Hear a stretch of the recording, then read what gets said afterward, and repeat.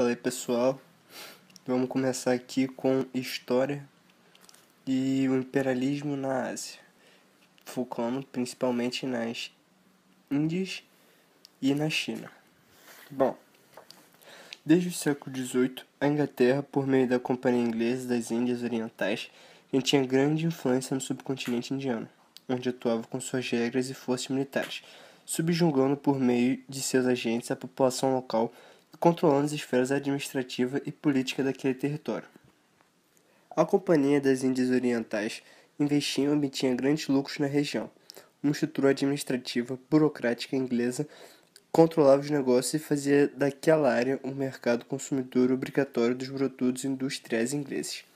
A produção têxtil indiana, por exemplo, sofreu a concorrência com os tecidos ingleses que chegavam ao território indiano praticamente sem taxa. A entrada dos produtos industrializados também alterou os hábitos dos indianos, que eram consumidores dos produtos ingleses. Eles ofereciam a matéria-prima e compravam os produtos industrializados. Esta situação causou profundo descontentamento entre as elites e também entre a população da Índia.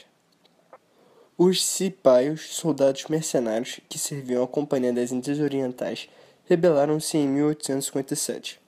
A Revolta dos Cipaios, como ficou conhecida, ou a Grande Rebelião, como foi chamada pelos indianos, foi uma manifestação de descontentamento indiano. O estopim da revolta foi a notícia de que o rifle usado pelo exército era lubrificado com a banha animal, bovina e suína.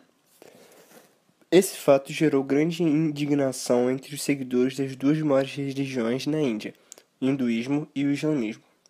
Para os hindus, as vacas são animais sagrados, e para os muçulmanos, os suínos são impuros. Assim, contando com o apoio da população local, os cipaios se rebelaram e massacraram os súditos ingleses. Apesar de debelada em meados do ano seguinte, a rebelião mostrou a insatisfação da população com os britânicos, que dominavam a região, impunham transformações econômicas e desrespeitavam os costumes e tradições locais, como a organização da sociedade em castas. Em 1858, por um ato do parlamento inglês, as atividades da Companhia das Índias Orientais foram suspensas e seus domínios e ações passaram para a coroa britânica, que na época tinha o trono da rainha Vitória I. Esta foi proclamada imperatriz da Índia em 1876, e um vice-rei foi indicado para efetivar o controle real sobre a região, porém apoiando-se em uma administração burocrática formada por integrantes da população. Já a China, por volta de 1800, era governada pela dinastia Manchu, que estava enfraquecida em virtude de revoltas camponesas e disputas políticas internas. A China era um mercado promissor, e por seu subsolo rico em recursos naturais, principalmente carvão, tornou-se alvo da cobiça do Ocidente. Em 1839, estourou a Guerra do Ópio, que durou 3 anos. A poderosa Companhia das Índias Orientais, pilar do comércio na Índia, comprava chá e seda dos chineses. Eles vendiam grandes quantidades de ópio que era produzido na Índia. O tráfico equivalia a metade do comércio dos britânicos com a China. Diante da intensificação do tráfico ilegal e o aumento do consumo interno, o governo chinês apreendeu cerca de 20.000 caixas da droga no porto de Cantão e as destruiu. Inconformados com a atitude chinesa e a possível perda de um mercado tão próspero e promissor, os ingleses enviaram uma esquadra para combatê-los. A Grã-Bretanha tinha a maior força naval da época e o maior poderio militar.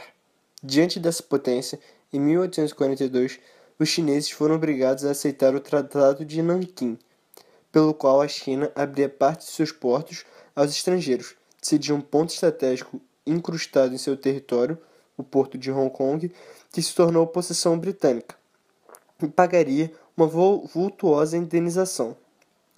Em reação aos governantes manchus que abriam a China ao imperialismo, nacionalistas chineses fizeram a revolta dos Taipings, na região do Yangtze, em 1853. Os Taipings, na década de 1860, chegaram a dominar áreas significativas da China. Para derrotá-los, os governantes manchus pediram ajuda estrangeira, aumentando ainda mais a presença imperialista na China. Pela pressão dos estrangeiros, a China abriu mais 11 portos ao comércio internacional, foi obrigada a receber embaixadas dos países ocidentais e manter relações diplomáticas com eles. Permitiu que missionários cristãos se instalassem e agissem em seu território, como também concebeu a extraterritorialidade aos cidadãos britânicos, ou seja, mesmo que tivessem cometido um crime pelas leis chinesas, não seriam julgados por elas.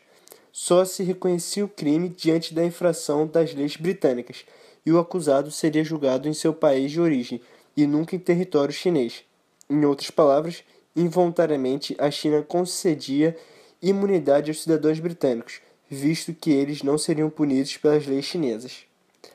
A derrota na guerra contra o Japão e a presença imperialista na China fizeram com que florescessem revoltas nacionalistas. A sociedade multiplicou na China e contava com o apoio da população. Usavam táticas de guerrilha e promoviam rebeliões. Uma delas foi a Sociedade dos Boxers. Os Boxers atacaram as missões e demais estabelecimentos estrangeiros e cortaram as linhas telefônicas e as vias férreas chinesas em 17 de junho de 1900, sitiando as delegações estrangeiras. Uma coalização estrangeira, Reino Unido, Estados Unidos, França, Japão, Rússia e Alemanha, com cerca de 20 mil homens, foi formada. As tropas invasoras ocuparam Pequim em 14 de julho de 1900, rendendo aos rebeldes, ocupando e saqueando a capital. Impuseram pesadas indenizações aos chineses, obrigando-os a conceder facilidades comerciais aos países da coalização sem perder seu território, mantendo o Império Celestial, como também era conhecida a China. Porém, Alemanha, Rússia, Japão e França anexaram territórios chineses. Esse episódio ficou conhecido como a Guerra dos Boxers.